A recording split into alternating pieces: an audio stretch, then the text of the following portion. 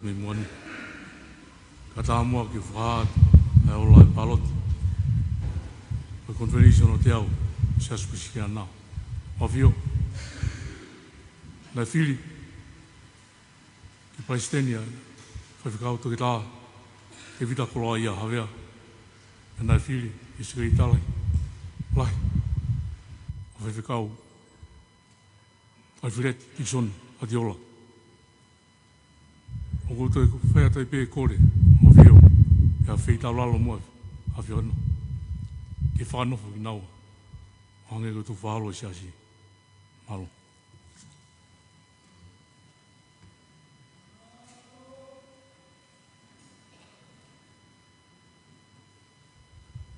ita ma plinisi klauni plinisi olukalala tupotoa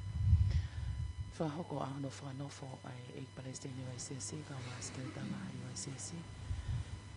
fa hoko pe ene afio tupo wono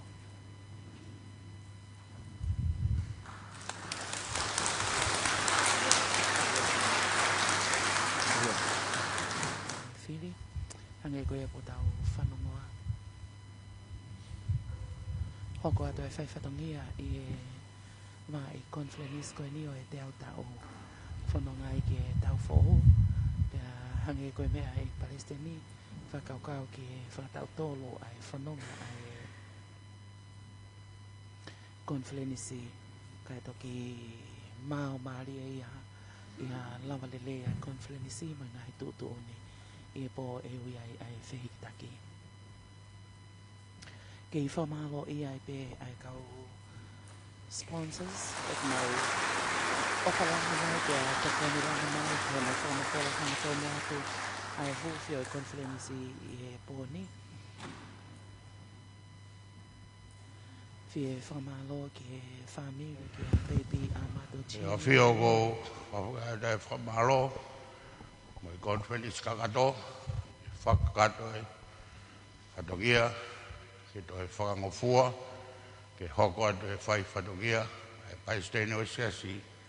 ra mo skei tai lahi oko ke i tūpā mo whokawa ke tauhi e koni studone e siasi whatatau ke whorofora e o tua pia mohono whinangaro ke tauhi e kakai o e siasi ke nau mau ui pia ke nau mau lahi au pito Fio tau ange mua koloa o conference kakato.